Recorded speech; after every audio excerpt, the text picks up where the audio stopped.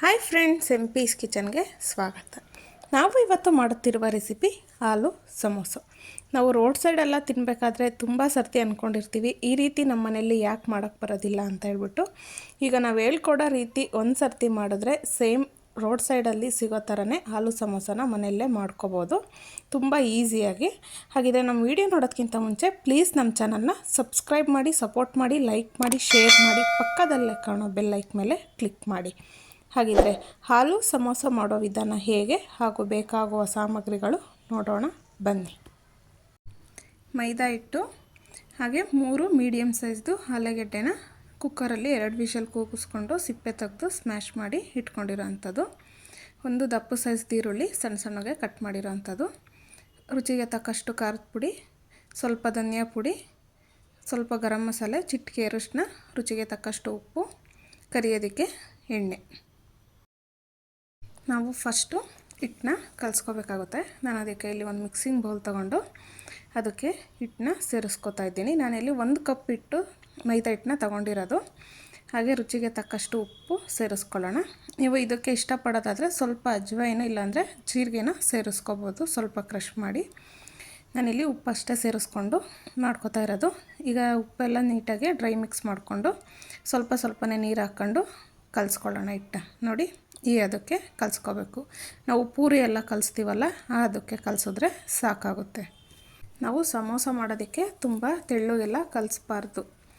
ನೋಡಿ ಈಗ ಇದನ್ನು ಒಂದು ಬೌಲ್ ಮುಚ್ಚಿ ರೆಸ್ಟ್ ಮಾಡೋದಕ್ಕೆ ಬಿಡೋಣ. ನೆಕ್ಸ್ಟು ನಾವು ಸ್ಟಫಿಂಗ್ನ ರೆಡಿ ಮಾಡ್ಕೋಬೇಕು. ನಾನಿಲ್ಲಿ ಒಂದು ಪ್ಯಾನ್ ತೊಗೊಂಡಿದ್ದೀನಿ. ಪ್ಯಾನ್ ಬಿಸಿಯಾಗಿದೆ, ಅದಕ್ಕೆ ಒಂದು 3 ಟೇಬಲ್ ಸ್ಪೂನ್ ಆಗೋಷ್ಟು ಆಯಿಲ್ನ ಸೇರಿಸ್ಕೊತಾ ಇದ್ದೀನಿ. ನೀವು ಇಷ್ಟಪಡೋದಾದರೆ ಇದಕ್ಕೆ ಬಟರು ಅಥವಾ ತುಪ್ಪನೂ ಸೇರಿಸ್ಕೋಬೋದು. ಈಗ ಇದನ್ನು ಈರುಳ್ಳಿನ ಸೇರಿಸ್ಕೊಂಡ್ಬಿಟ್ಟು ಚೆನ್ನಾಗಿ ಫ್ರೈ ಮಾಡ್ಕೋಬೇಕು. ನಾವೀಗ ಈರುಳ್ಳಿನ ಸೇರಿಸ್ಕೊಂಡು ಗೋಲ್ಡನ್ ಬ್ರೌನ್ ಕಲರ್ ಬರೋವರೆಗೂ ಫ್ರೈ ಮಾಡ್ಕೊಳ್ಳೋಣ. ನಾವು 100% ಫ್ರೈ ಮಾಡಬೇಕು ಅಂತ ಏನಿಲ್ಲ, ಒಂದು 80% ಫ್ರೈ ಆದ್ರೂ ಸಾಕಾಗುತ್ತೆ. ಈಗ ಒಂದು 2 ರಿಂದ 3 ನಿಮಿಷ ಫ್ರೈ ಮಾಡಿದ್ರೆ ಸಾಕು. ನಾವು ತುಂಬ ಹೈ ಫ್ಲೇಮಲ್ಲೆಲ್ಲ ಇಡಬಾರ್ದು. ನೋಡಿ ಈಗ ಚೆನ್ನಾಗಿ ಫ್ರೈ ಆಗಿದೆ.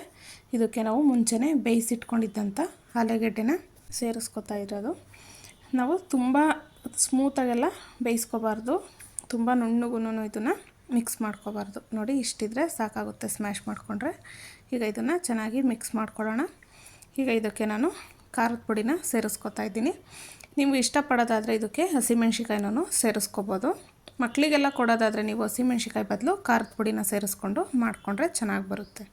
ನಾವು ಹಸಿಮೆಣ್ಸಿಕಾಯಿ ಎಲ್ಲ ಸೇರಿಸ್ಕೊಂಡ್ರೆ ಮಕ್ಕಳಿಗೆ ಬಾಯಿಗೆ ಸಿಗುತ್ತೆ, ತಿನ್ನೋದಿಲ್ಲ, ಅದಕ್ಕೋಸ್ಕರ. ಈಗ ಇದನ್ನೆಲ್ಲ ಇಂಗ್ರೀಡಿಯೆಂಟ್ಸ್ನ ಸೇರಿಸ್ಕೊಂಡು ಚೆನ್ನಾಗಿ ಮಿಕ್ಸ್ ಮಾಡ್ಕೊಳ್ಳೋಣ. ಎಲ್ಲದಕ್ಕೂ ಹೊಂದಬೇಕು, ಆ ರೀತಿ ಮಿಕ್ಸ್ ಮಾಡ್ಕೋಬೇಕು. ನೋಡಿ ಈಗ ಚೆನ್ನಾಗಿ ಮಿಕ್ಸ್ ಆಗಿದೆ. ಸ್ವಲ್ಪ ಉಪ್ಪು ಕಮ್ಮಿ ಇತ್ತು, ಹಾಗಾಗಿ ನಾನು ಮತ್ತೆ ಒಂದು ಚಿಟಿಕೆ ಉಪ್ಪನ್ನ ಸೇರಿಸ್ಕೊತಾ ಇದ್ದೀನಿ. ಹಾಗೆ ಕೊತ್ತಂಬರಿ ಸೊಪ್ಪನ್ನ ಸೇರಿಸ್ಕೊತಾ ಇದ್ದೀನಿ. ನಾನಿಲ್ಲಿ ಒಣಗಿರೋ ಕೊತ್ತಂಬರಿ ಸೊಪ್ಪನ್ನ ಸೇರಿಸ್ಕೊತಾ ಇರೋದು. ನಾವು ಮಾರ್ಕೆಟಲ್ಲೆಲ್ಲ ಜಾಸ್ತಿ ಕೊತ್ತಂಬರಿ ಸೊಪ್ಪನ್ನ ತಂದಾಗ ಈ ರೀತಿ ಒಣಗಿಸಿ ಇಟ್ಕೊಂಡ್ರೆ ಯೂಸ್ ಆಗುತ್ತೆ. ಈಗ ಸ್ಟಫಿಂಗ್ ರೆಡಿಯಾಗಿದೆ, ಇದನ್ನು ತಣ್ಣಗಾಗೋದಕ್ಕೆ ಬಿಡೋಣ. ಅಷ್ಟರೊಳಗಡೆ ಹಿಟ್ಟು ಚೆನ್ನಾಗಿ ನೆನ್ಕೊಂಡಿದೆ. ನೋಡಿ ಎಷ್ಟು ಚೆನ್ನಾಗಿ ನೆಂದಿದೆ ಅಂತ ಹೇಳ್ಬಿಟ್ಟು. ಈಗ ಇದನ್ನು ಮತ್ತೆ ಸ್ವಲ್ಪ ಒಂದು ಸರ್ತಿ ನಾದ್ಕೊಂಡು ನೋಡಿ ಈಗ ಈ ರೀತಿ ನಾವು ಒಂದು ಸ್ಲ್ಯಾಬ್ ಮೇಲೆ ಹಾಕ್ಕೊಂಡು ನಾದ್ಕೊಂಡ್ರೆ ನಮಗೆ ಚೆನ್ನಾಗಿ ಕಂಫರ್ಟಬಲಾಗೆ ನಾದ್ಕೊಳಕ್ಕೆ ಬರುತ್ತೆ. ಈ ರೀತಿ ಸ್ವಲ್ಪ ನಾದ್ಕೊಂಡ್ರೆ ಚೆನ್ನಾಗಿ ಬರುತ್ತೆ ನಮಗೆ. ನೋಡಿ ಈಗ ಹಿಟ್ಟು ಚೆನ್ನಾಗಿ ನಾದ್ಕೊಂಡಿದ್ದೀವಿ. ಈಗ ನಾವು ನಮಗೆ ಎಷ್ಟು ಸಮೋಸ ಬೇಕೋ ಅಷ್ಟು ಉಂಡೆನ ಮಾಡ್ಕೊಳ್ಳೋಣ. ಈಗ ನಾನಿಲ್ಲಿ ನಾವು 1 ಕಪ್ ಹಿಟ್ಟು ತಗೊಂಡ್ರೆ ಏನಿಲ್ಲ ಅಂದರೂ ಒಂದು 10-12 ಸಮೋಸನ ಮಾಡ್ಕೋಬೋದು. ನಾನಿಲ್ಲಿ ಒಂದು 6 ಉಂಡೆನ ಮಾಡ್ಕೊಂಡಿದ್ದೀನಿ. ನಾವಿಲ್ಲಿ ಒಂದು ಒಸ್ಕೊಂಡ್ರೆ ಚಪಾತಿ ಥರ, ಅದರಲ್ಲಿ ಅರ್ಧ ಭಾಗ ಕಟ್ ಮಾಡಿಕೊಂಡ್ರೆ ನಮಗೆ ಕರೆಕ್ಟಾಗಿ 2 ಆಗುತ್ತೆ.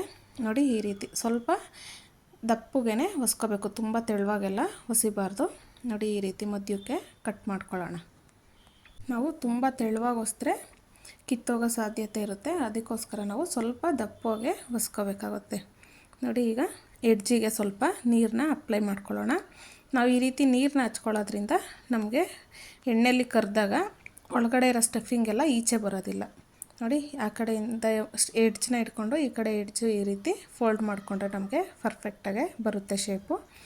ಈಗ ಒಳಗಡೆ ಸ್ಟಫಿಂಗ್ನ ಫಿಲ್ ಮಾಡ್ಕೊಳ್ಳೋಣ. ಸ್ಟಫಿಂಗು ಫುಲ್ಲು ತುಂಬಾರ್ದು, ನಾವು ಸ್ವಲ್ಪ ಎಡ್ಜು ಜಾಗ ಇರೋ ಥರ ಬಿಟ್ಟು ನೋಡಿ ಈ ರೀತಿ ಬೆಳ್ಳಲ್ಲಿ ಸ್ವಲ್ಪ ಒತ್ತಿದ್ರೆ ನಮಗೆ ನೀಟಾಗೆ ಸೆಟ್ ಆಗುತ್ತೆ.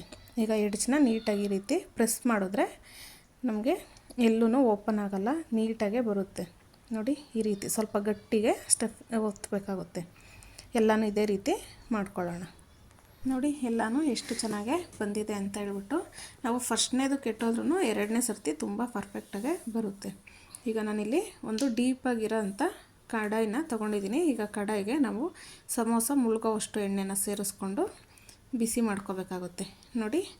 ಈಗ ಎಣ್ಣೆ ಕಾದಿದೆ. ನಾವು ಈ ರೀತಿ ಚೆಕ್ ಮಾಡೋಕ್ಕೆ ಒಂದು ಸ್ವಲ್ಪ ಹಾಕ್ದಾಗ ಈ ರೀತಿ ಉಬ್ಬಿ ಮೇಲ್ಗಡೆ ಬಂದರೆ ಪರ್ಫೆಕ್ಟಾಗೆ ನಮಗೆ ಎಣ್ಣೆ ಕಾದಿದೆ ಅಂತ ಗೊತ್ತಾಗುತ್ತೆ ನೋಡಿ. ಈಗ ಸಮೋಸನ ಅದರೊಳಗಡೆ ಸೇರಿಸ್ಕೊತಾ ಇದ್ದೀವಿ. ಎಣ್ಣೆ ಕರೆಕ್ಟಾಗಿ ಕಾದಿದ್ರೆ ನಾವು ಹಾಕಿದ ತಕ್ಷಣ ಸಮೋಸ ಈ ರೀತಿ ಮೇಲ್ಗಡೆ ತೇಲುತ್ತೆ.